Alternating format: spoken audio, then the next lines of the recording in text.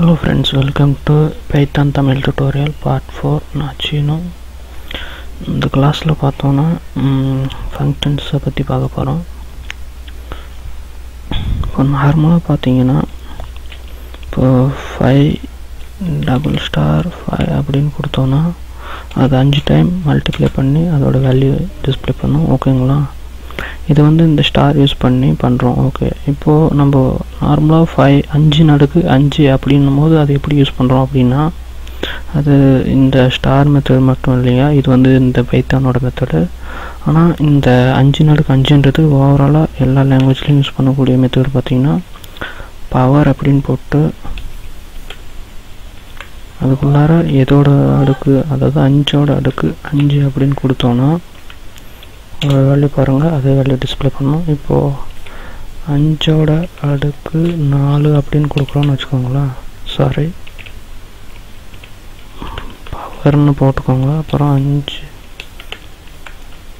5 அடுக்கு 4 அப்படின்னு கொடுக்கணும். ஏன்னா அப்போ தான் இந்த ஃபங்க்ஷன் பார்த்தீங்கன்னா இந்த பவர் அப்படின்றது, அதாவது பவ் அப்படின்றது பைத்தானில் அவங்கள டிஃபால்ட்டாக செட் பண்ணி வச்சுருக்கிறது.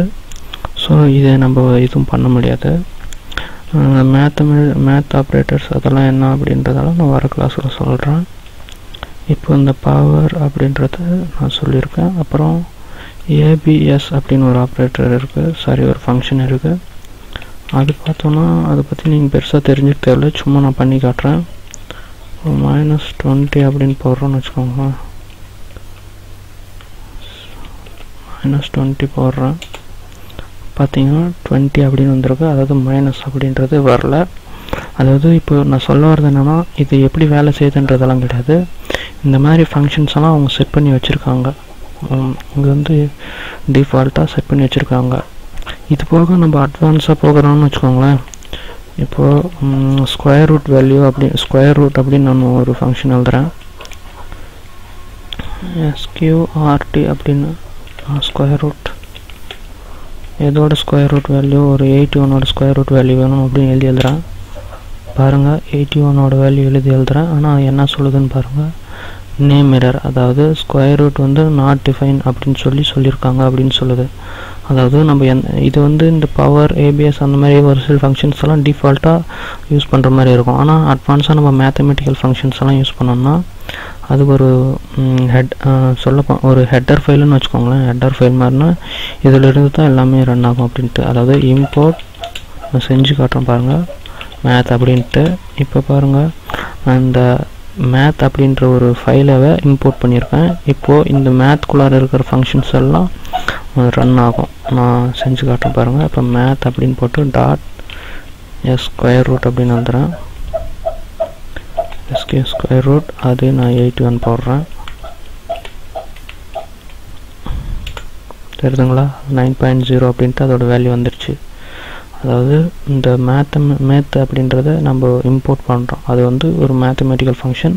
அதேமாரி கிராஃபிக்ஸுக்கு ஒவ்வொன்றுத்துக்கும் இந்த மாதிரி ஃபங்க்ஷன்ஸ் எல்லாம் நிறையா இருக்கும்.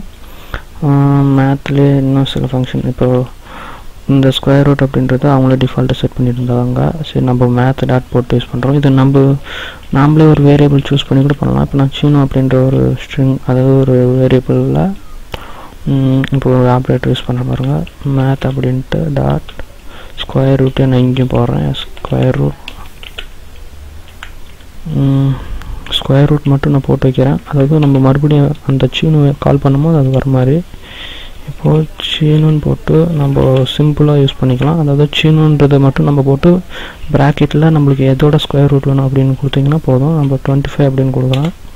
பார்த்திங்கன்னா 5 அப்படின்னு வந்துடுச்சு. அதாவது சிம்பிளாக நம்மளுக்கு எதோட ஸ்கொயர் ரூட் வேணுமோ அதை நம்ம போட்டுக்கலாம். அதாவது நம்ம ஒரு வேரியபிளாக சீனுன்றதுக்குள்ளே நீங்கள் உங்களையுமே கூட யூஸ் பண்ணலாம்.